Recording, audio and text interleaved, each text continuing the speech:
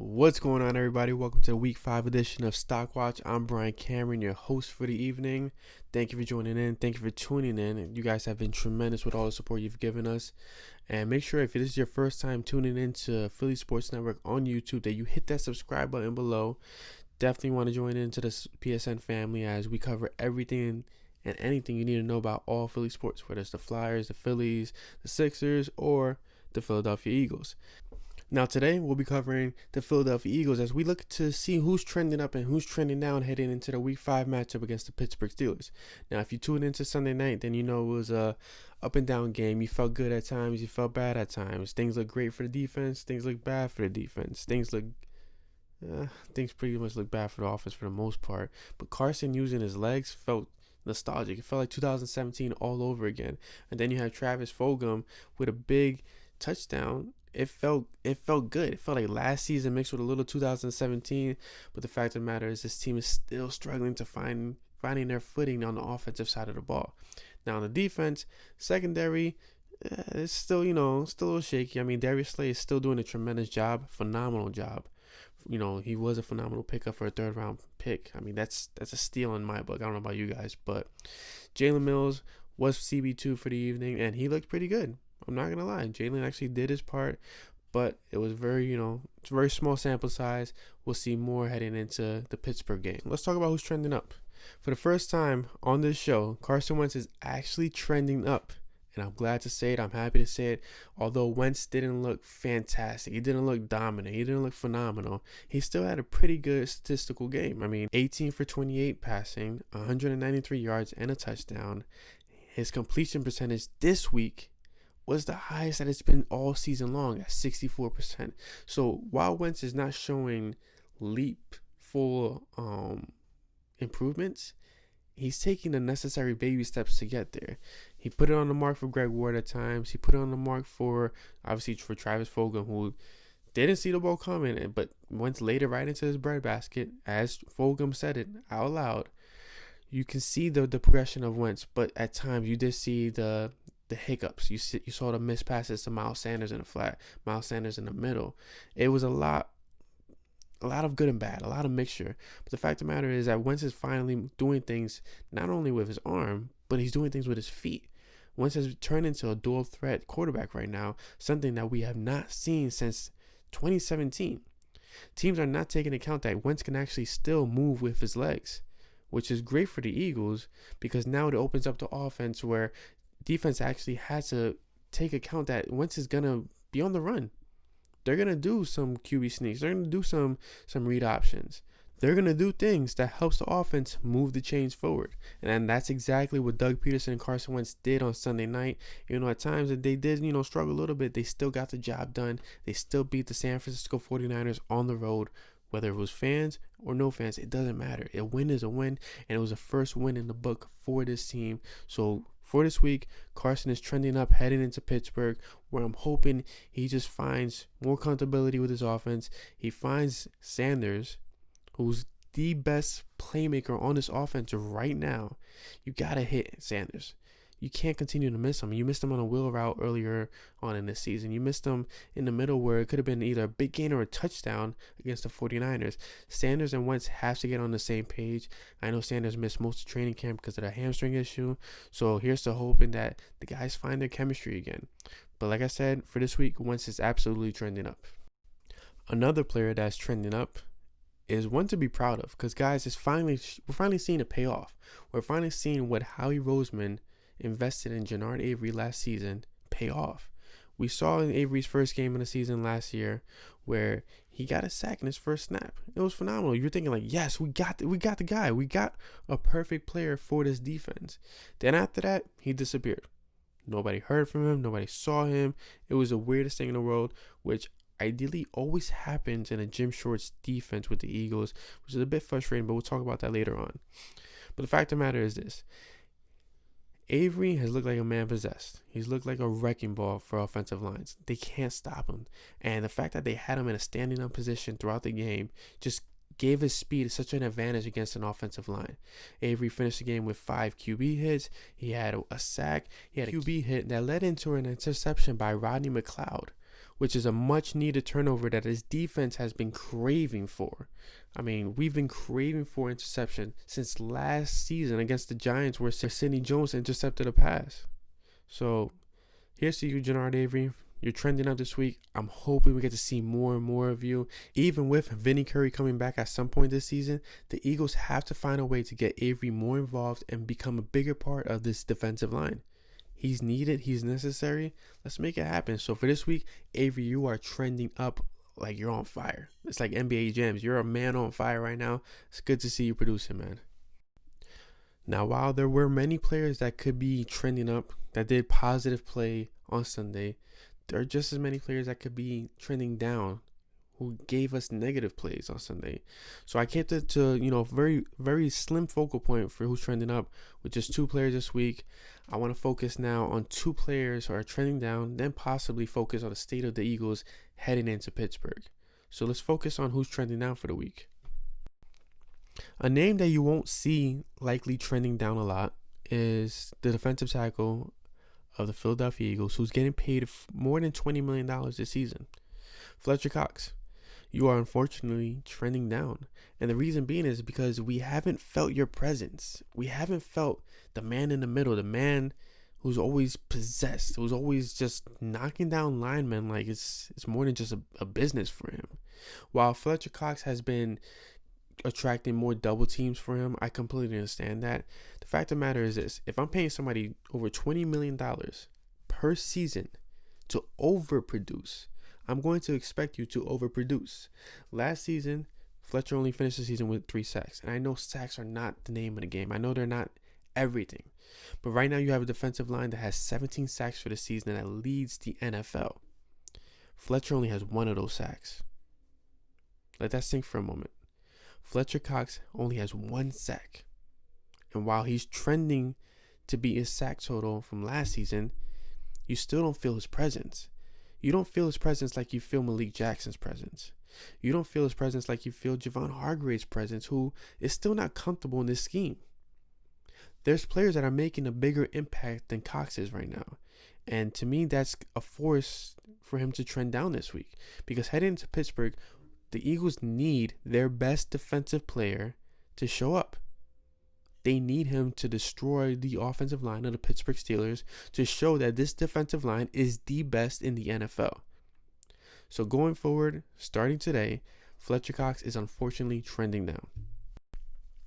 Now this next one may cause you to grab your pitchforks, light your torches, storm the castle, because Nate Gary, I've tried my best to keep him off this list because I don't want to talk about Nate Gary. But it's gotten to the point where it's just mind-blowing that the kid is still starting for this defense. So Nate Gary is absolutely trending down for this, not only this week, but for the season. The man has allowed 16 completions out of 17 targets for a passer rating of over 144. Like, let that sink in. I know the Eagles linebackers are not the best in the world. I know the Eagles don't invest in their linebackers. I completely understand that.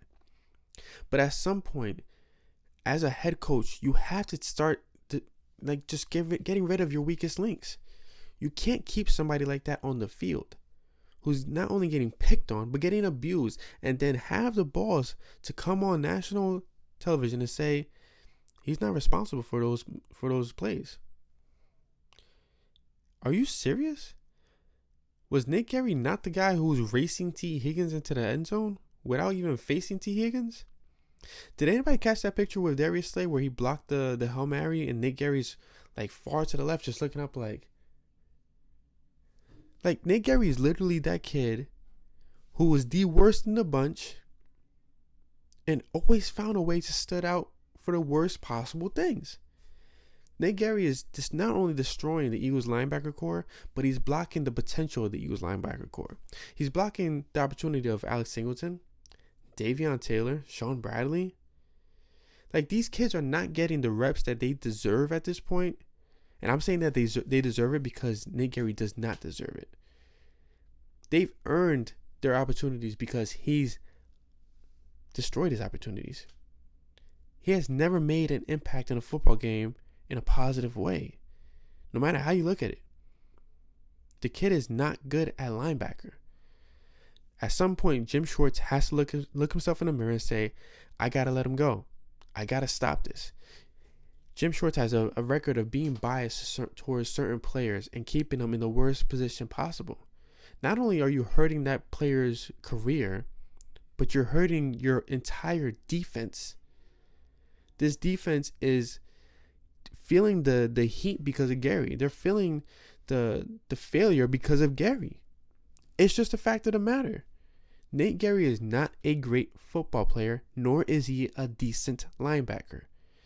So Nate Gary is trending so far down that he's boiling up because he's at the Earth's core right now. That's how bad he is. So for this week and for the past several weeks, even though he should have been an honorable mention, I hate mentioning him because though it's not like I dislike the man as a person, I just hate the fact that he's just bad at his job. If I was bad at my job, as bad as he is, I would have been out of a job by now. So Nate Gary, you are trending down until Jim Schwartz figures out what to do with you at this point. So now let's just take a moment to reflect on who's trending up and who's trending down. Carson Wentz is trending up. Genard Avery is trending up. Fletcher Cox and Nate Gary are trending down. So let's talk a little bit about the state of the team after the first quarter of play. So the Eagles are 4 games in. They are 1-2-1. They tied against the Bengals. They've lost against the Redskins and the Rams. And they've beaten the San Francisco 49ers. The offense still has not figured its way out. Their best player, whether you want to say it's Carson Wentz or Miles Sanders, has yet to find their footing in this offense. The Eagles are not running the ball significantly enough for Sanders. And it could be a fatigue issue. It could be an injury issue. Whatever it is, they're showing that they're not trusting in him right now. On the other side, Carson Wentz, he was very good improvement against the 49ers at 64% completion percentage. He is still not the Carson Wentz that we've grown accustomed to seeing. Now, it could, be a part of the riddled injuries. He doesn't have Deshaun Jackson. He doesn't have Jalen Reagor. He doesn't have Alshon Jeffrey. He doesn't even have Dallas Goedert. Zach Ertz is nowhere to be found because Zach Ertz is drawing double teams against every team that he's facing, which is understandable. He's the best player on this offense, receiving-wise. But another hit to this is Doug Peterson hasn't looked like himself much. I mean, you can argue about it, against the San Francisco 49ers, but outside of that, he hasn't looked like himself. Doug Peterson has not looked creative. This offense has looked compressed. They have no show in this offense.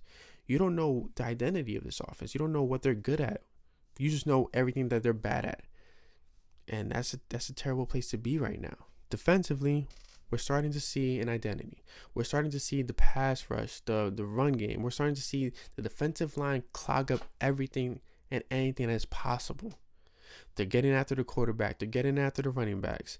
And the secondary at some point is going to catch up once they start to get healthy again. And now with Jalen Mills at CB2, you could get a little confident because he does have experience on the outside, which is great. Now, does Jalen Mills have a reputation of getting burned? Yeah, he does occasionally. But Jalen Mills has never had a player like Darius Slay on the other side of the ball. Jalen Mills has had to cover the main receivers at some points. So to see Jalen Mills against the number 2s from here on out is going to be something that could be very detrimental to how it affects Avonte Maddox and how it affects Jalen Mills going forward. So the secondary, I'm expecting them to really get their groove going soon, whether Avonte Maddox comes back or not, or whether they start to rely on Kayvon Wallace in the safety position and Jalen Mills stays at CB2. Either way, you got to expect that this secondary will find a way to clamp the receivers down. The issue at hand, though, is the weakest part of this defense is the linebacker position. The one position that Howie Roseman has neglected for God knows how long. They let go of Jordan Hicks. He's not walking through that door. Michael Kendricks is not walking through that door.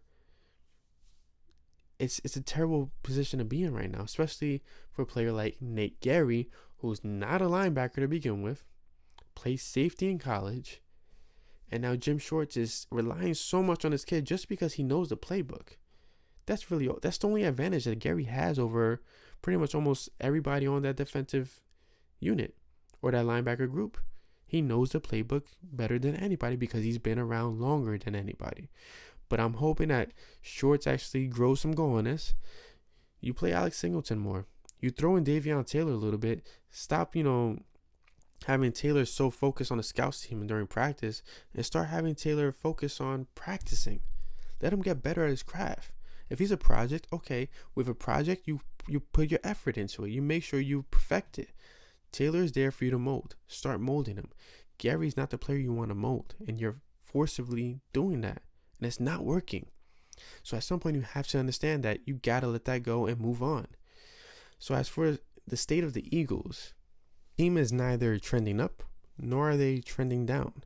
They're literally just right in the middle right now. Standing pat. And that all depends on what happens on Sunday against the Pittsburgh Steelers.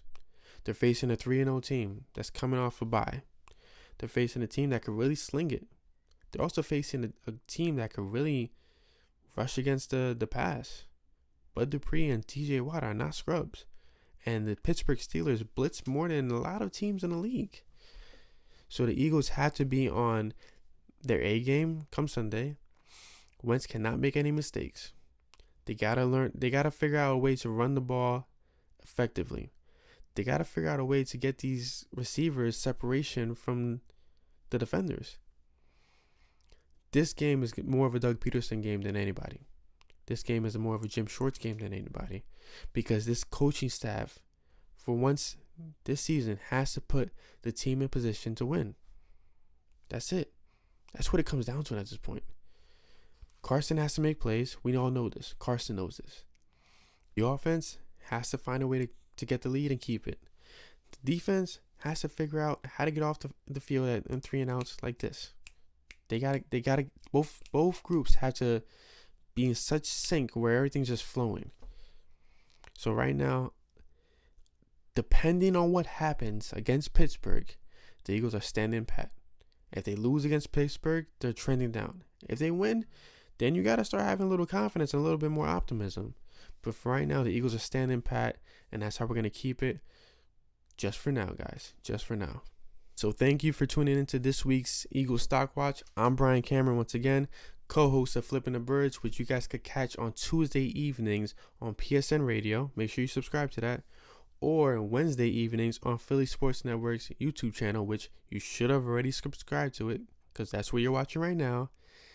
I hope you guys enjoy this, and I can't wait to talk to you guys about who's trending up and who's trending down for week 6. And I'm hoping, very much hoping, that the team is moving in the right direction going forward. So I hope you guys have a good night, and go Birds.